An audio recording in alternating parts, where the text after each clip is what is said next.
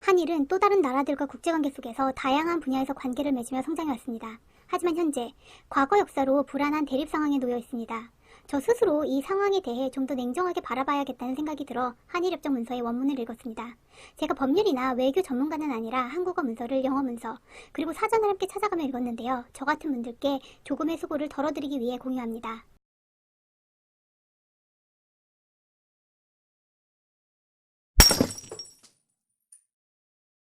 한일협정 문서를 읽기 전 몇 가지 용어부터 정의하겠습니다.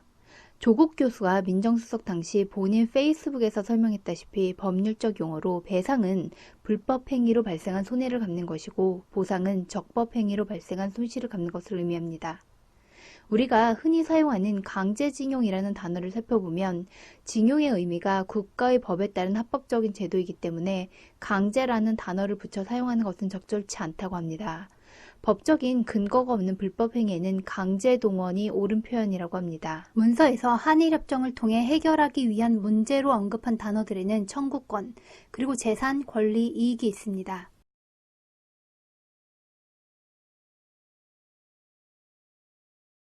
전쟁에서 졌던 일본은 샌프란시스코 조약을 통해 승전국가들과 평화조약을 맺게 됩니다. 승전국은 아니었지만 문서에 코리아가 언급되어 있고 여기에서 의미는 지리상 한반도로 해석될 것 같습니다. 문서에서는 일본은 제주도, 여수와 울릉도를 포함한 한반도의 독립정부에 대해 인정하고 한반도의 현재 정부와 따로 협정을 맺으라고 되어 있습니다. 그래서 한국과 일본은 한일협정을 맺게 됩니다. 보통 1965년 한일협정이라고 하는데요. 정식 명칭은 한국과 일본국 간의 기본관계에 관한 조약으로 현재 한일 간 문제가 되고 있는 강제동원의 청구권 부분은 조약의 부속협정문 중 재산 및 청구권에 관한 문제의 해결과 경제협력에 관한 협정에 관련됩니다. 1910년 8월 22일 한일합병이 체결됩니다. 한일협정 문서에는 22일 포함 그 이전에 체결된 조약 및 협정, 즉 1905년의 을사 5조약까지 이미 무효라고 표현되어 있습니다. 이 부분의 해석을 우리는 을사 5조약은 황제인 고종의 서명이나 옥새날인을 받지 못했고 한일합병은 일제가 군사를 동원해 강제로 체결했기 때문에 조약 자체가 무효라는 입장이고 일본은 한일합방 조약은 합법적으로 체결되었으나 동등한 정부로 인정하는 한일협정을 새롭게 맺었으니 이전에 맺은 식민지 관계의 한일합방은 더 이상 유효하지 않다는 입장입니다. 한국어와 일본어의 해석이 각각 다를 때에는 영어 문서가 우선됩니다. 영어 문서에는 무효라는 단어가 null&void로 표현되어 있고 존재하지 않았던 것으로 간주되기 때문에 법적 효력이 없다라는 의미입니다. 그 앞에 already, 즉 이미라는 단어가 붙어 있습니다.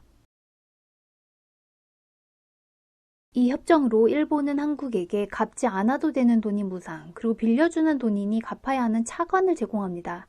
이 돈의 이유에 대해 한국은 독립축하금이었다고 주장하고 일본은 기본적으로 경제협력 자금이었지만 한국은 피해배상이라고 받아간 돈이라고 주장하고 있습니다. 문서에서는 경제협력이라는 말도 있지만 재산과 청구권, 그리고 권리와 이익까지도 포함한 문제를 해결하기 위한이라고 언급합니다.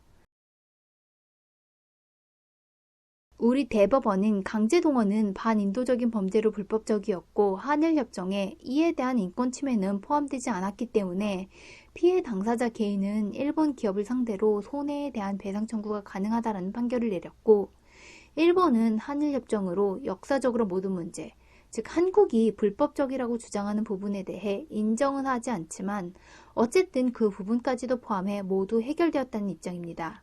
즉 양국이 한일협정을 통해 해결된 청구권의 대상에 대한 입장 차이가 있습니다. 문서에서는 청구권의 대상에 대해 2번 언급하는데요. 양국 및 양국 국민 간, 그리고 양최양국 및 그 국민 간이라고 되어 있습니다. 즉 한일 정부와 한일 국민들 사이라는 의미가 됩니다. 문서에서는 완전히, 그리고 최종적으로 해결이라는 문구도 있습니다. 대법원 강제동원 판결과 같은 분쟁이 일어난 경우 문서에서는 우선 당사국인 한국과 일본이 외교적으로 노력을 하게 되어 있지만 의견 차이가 좁혀지지 않았습니다. 문서에서는 이런 경우 중재위원을 구성하게 되어 있기 때문에 일본은 중재위원회에 회부하자고 요청하지만 우리 정부가 이에 동의를 하지 않는 사실상 거부를 했습니다.